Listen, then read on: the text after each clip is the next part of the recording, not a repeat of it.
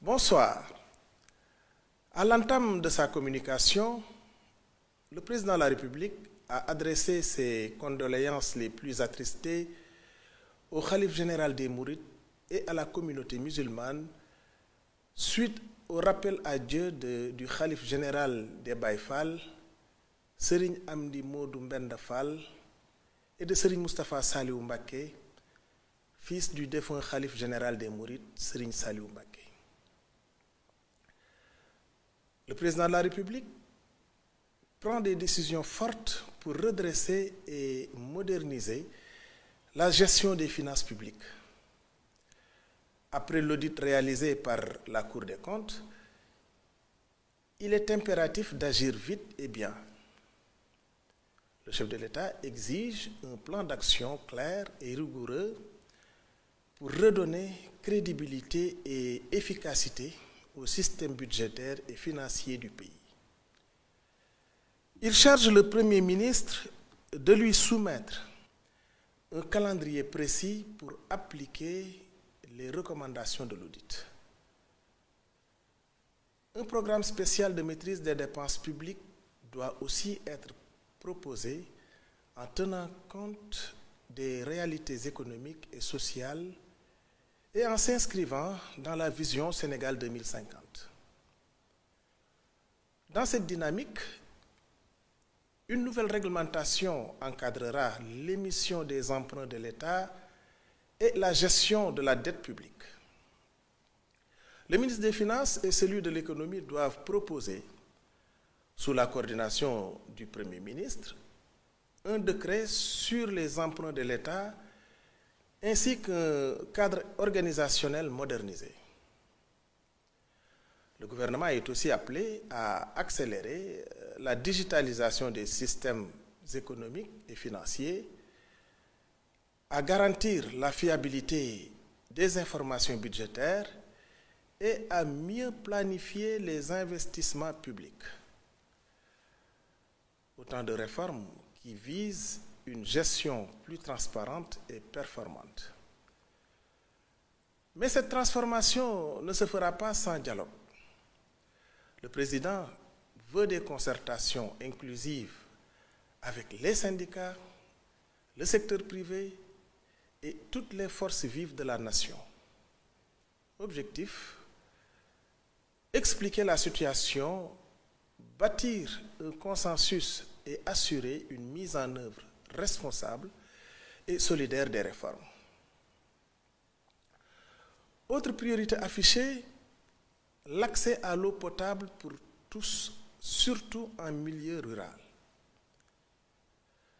Le président demande au Premier ministre de renforcer les efforts pour garantir une distribution équitable et à coût maîtrisé.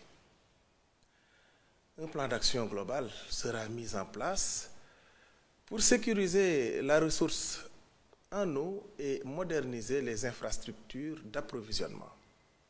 Cela passe aussi par une meilleure gestion des concessions et une tarification transparente, particulièrement en milieu rural. Le gouvernement devra également anticiper les défis liés au changement climatique avec un modèle économique viable pour le secteur de l'eau et de l'assainissement. L'État veut notamment développer des unités de dessalement et renforcer la lutte contre les inondations à travers des actions préventives et un meilleur entretien des infrastructures hydrauliques. Sur la scène internationale, le président a récemment représenté le Sénégal au 38e sommet de l'Union africaine en Éthiopie. Il y a plaidé pour une Afrique plus souveraine et un financement renforcé des projets prioritaires du continent. Il a aussi mis en avant la nécessité d'une meilleure gouvernance des ressources minières et d'un engagement plus fort pour le financement du secteur de la santé. Enfin, le président a participé aux célébrations de l'indépendance de la Gambie réaffirmant ainsi les liens de solidarité et de coopération entre les deux nations. Ce vendredi 21 février, le Premier ministre se rendra à l'Assemblée nationale pour expliquer les leçons à tirer de ce rapport et présenter les actions correctives qui seront mises en place. Et parmi les priorités, mieux contrôler les dépenses publiques, réduire le train de vie de l'État et garantir une gestion plus transparente et éthique des finances. Mais ce n'est pas tout. Le Premier ministre prévoit également une grande rencontre avec les partenaires sociaux le 27 février.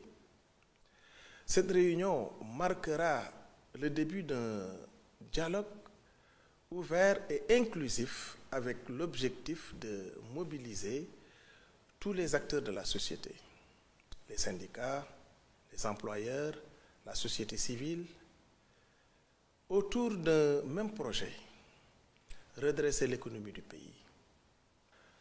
Un autre sujet qui tient à cœur beaucoup de Sénégalais, la commémoration du massacre de Thiaroye en 1944.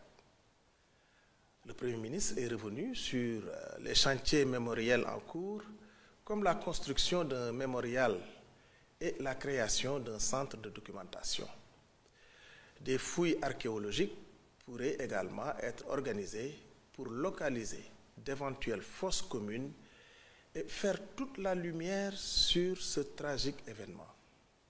En résumé, le gouvernement fait face à plusieurs défis de taille, dont l'assainissement des finances publiques, la relance de l'économie et l'honneur à la mémoire des tirailleurs sénégalais. Pour y parvenir, une chose est claire, la mobilisation de tous est essentielle. Avec ces mesures et ces engagements, le Sénégal amorce une nouvelle phase de gouvernance tournée vers la transparence, la rigueur et l'efficacité au service du développement et du bien-être des populations. Je vous remercie de votre aimable attention et vous souhaite une excellente soirée.